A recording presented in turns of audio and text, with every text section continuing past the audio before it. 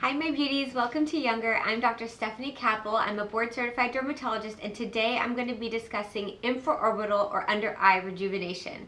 So before I move on, I want to ask you guys to subscribe, like, and comment on this video. So when it comes to infraorbital rejuvenation or under the eye treatments for aging and anti-aging effects, there are three main things that I always tell my patients that happen under the eye.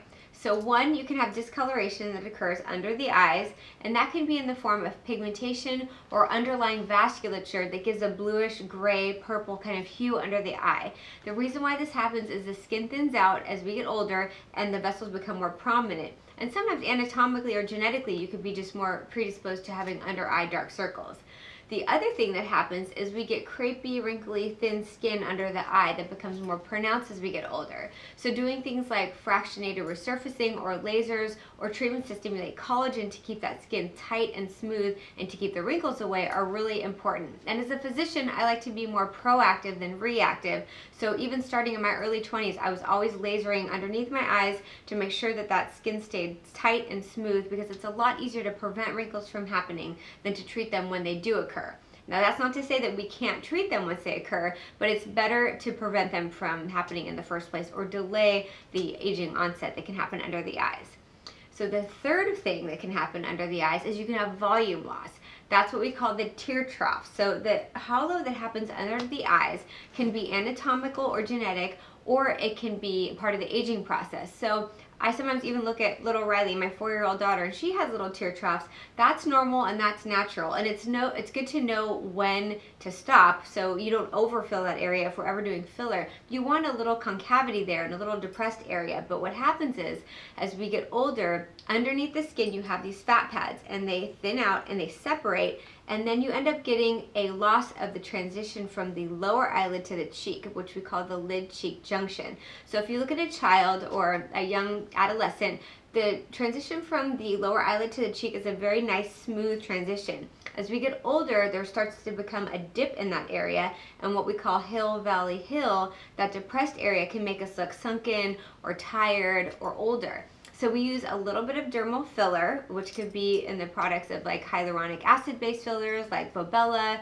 or Velour or Juvederm or Bellotero, Restylane Silk. There's a lot of different kind of hyaluronic acid fillers that we can use to gently put in that area and fill in that area to bridge that gap in between the eyelid and the cheek, and that gives a more youthful appearance. It gives a more bright-eyed, bushy-tailed appearance, and for patients who are busy or travel a lot, or they have young kids, or they're moms, or they're tired, you'll look bright-eyed and bushy-tailed even if you're not, and even if you haven't slept. It'll give you this really awake, youthful look to you.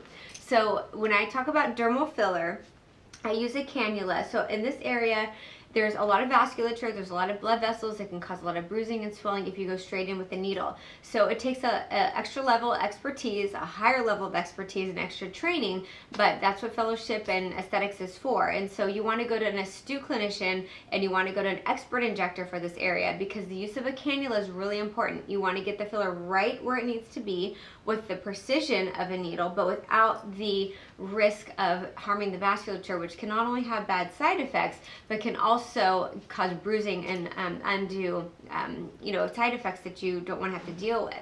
So kind of recapping over those three changes that can happen under the eye: the darkening, the loss of volume, and the wrinkles.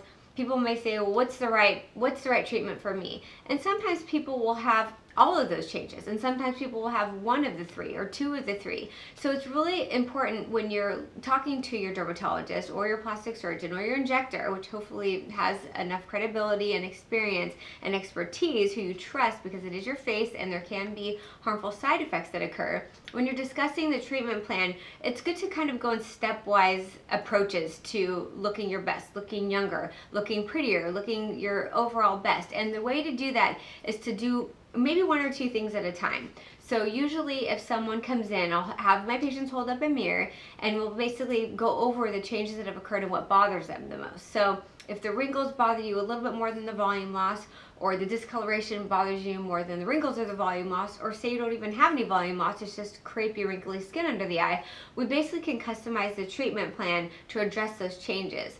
And then at the follow-up visit, sometimes we do another type of treatment to make that under eye area look better. So successive approximations to the goal always allows you to look your best. It's a natural progression. You're not going to look different. You're going to improve over time, and we can rewind the clock 10 years over the series of several visits and several treatments, not doing it all at once.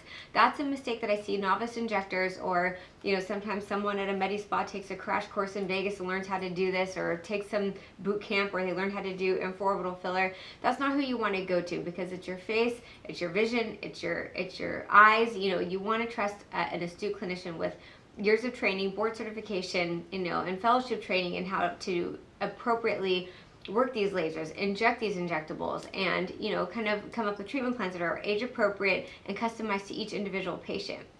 So the downtime for all of these different treatments can vary. When we do fractionated or laser resurfacing under the skin, the eyes can look a little sunburned or red for about 5 to 7 days. You can easily cover it up with some tinted sunscreen and some powder, and it's just under the eye area. Sometimes we have our celebrities and people who are in the media come in and they actually have the laser treatment, and they like the swelling that they get because the wrinkles look better with that temporary swelling. And so just covering up with a little bit of concealer under the eyes is a lot more forgiving in a social situation than having like a full face Fraxel. It's easier to kind of conceal under eye treatments, which is a good thing. So as far as the Fraxel treatment to stimulate collagen and to remove those fine lines and wrinkles or soften them or prevent them, it's really about, I would say, 5 to 7 days of downtime with just some minimal redness and swelling. Now, as far as filler, when we're using a cannula, what we do is we numb up the area, and if you follow me on Instagram, I post on this all the time. I have it in my highlights and my stories. So you basically numb the area kind of outside the tear trough area with some anesthetic, some local anesthetic, which is usually in the form of lidocaine or Marcaine. And we make a little incision with a needle, and we put the cannula through. It's usually painless. It doesn't hurt at all. It's a little bit of pressure, almost like a weird kind of feeling because you get numb under your eye. That lasts for about 30 minutes, but there's no pain and the downtime is negligible. There's no downtime. You may have a little bit of swelling the next morning when you wake up, but a little cold compress and sleeping with your head elevated on 1 or 2 pillows or 1 big pillow to keep your level of your face above the level of your heart to minimize swelling really goes a long way. Now, as far as the downtime for laser for the dark circles under the eye, usually Vbeam is the laser that we use for under eye dark circles. Now, the reason why Vbeam works is because V stands for vasculature, and it's usually the discoloration from the vasculature underlying the eyes and underlying that thin skin that gives that dark discoloration. So just as sometimes when you're not tan, you can kind of see the vessels in your arm and your antecubital fossa right here, you can definitely see the vasculature, that kind of bluish discoloration under the eyes. So the Vbeam laser works by eliminating those vessels, and they're not vessels that you need. That's a common question that patients always ask, and I love it. It's a very intuitive question. But no, those are just vessels that are kind of making their way towards the surface of the skin. We don't need them. They'll just make them look a little discolored. So doing Vbeam under the eyes, it usually takes about 1 to 3 treatments spaced 1 month apart, and you'll look also like the Fraxel, a little bit red, a little bit sunburned. Sometimes there could be some bruising, but it's very easy to hide with some tinted sunscreen and makeup or powder. So the downtime for each of the infraorbital, when I say infraorbital, that just means under the eye, for those rejuvenation treatments is actually not too bad, always less than a week and always pretty easy to hide with makeup. So kind of going back to when I talked about the preventative approach to anti-aging. Now, we like to prevent things from happening before they occur. And I remember being in residency and talking to my attendings, and we would discuss things that you really can fix and can't fix. So I remember around the mouth wrinkles and under eye wrinkles, I had attendings tell me that it's easier to prevent those lines and wrinkles from forming than to treat them. And there is a lot to say for that. And so in my younger 20s, I was thinking, gosh, well, I need to just Fraxel under my eyes at least once a year, and I'm glad I did. What Fraxel laser does is it stimulates your body to make collagen. Whenever we make collagen, which is induced by a procedure, collagen can't be taken in the form of a supplement and get to the skin. It can't be put on top of the skin through a cream and go through the epidermis into the dermis. It's too big of a molecule. I know I post on that all the time, but your skin has to be induced to make collagen. When your skin's induced to make collagen, it tightens the skin, it eliminates fine lines and wrinkles, and it eliminates that crepey skin.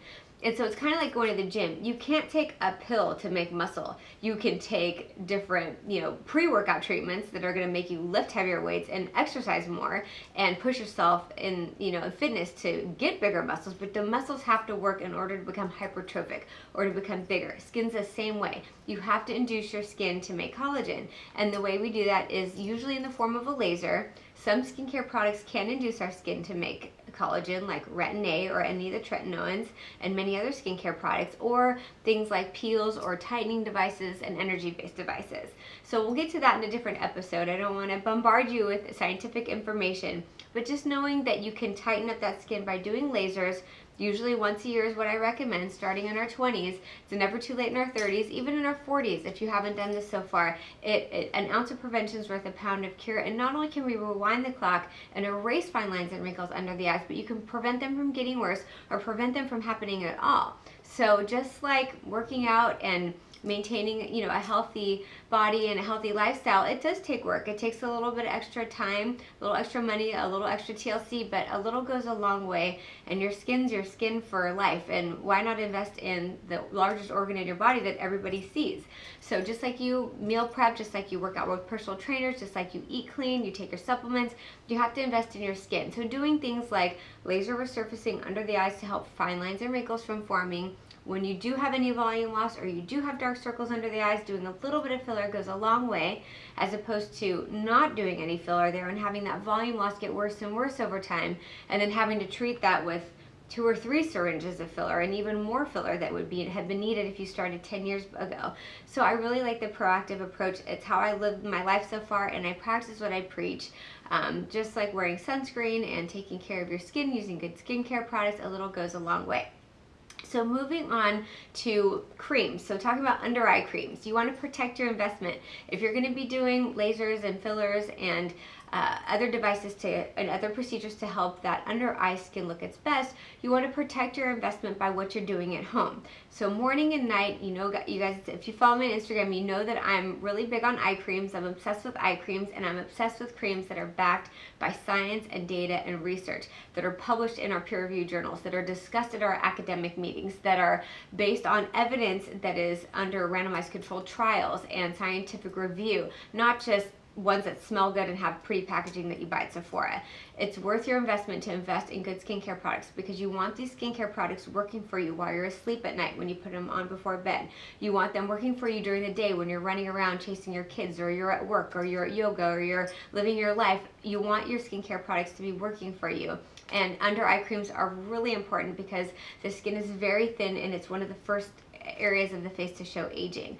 So an ounce of prevention, again, is worth a pound of cure. Good skincare products and tackling any changes before you see them.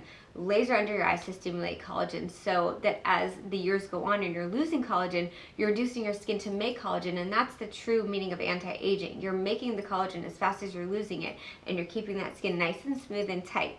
Now, a question that patients always ask me is, can't you just do Botox for under eye wrinkles? Why can Botox treat the crow's feet, but it can't treat the wrinkles under the eye? And the reason why that's so is because the way Botox works is it targets the muscle called the orbicularis oculi. And it's the muscle that goes around the orbit of the eye.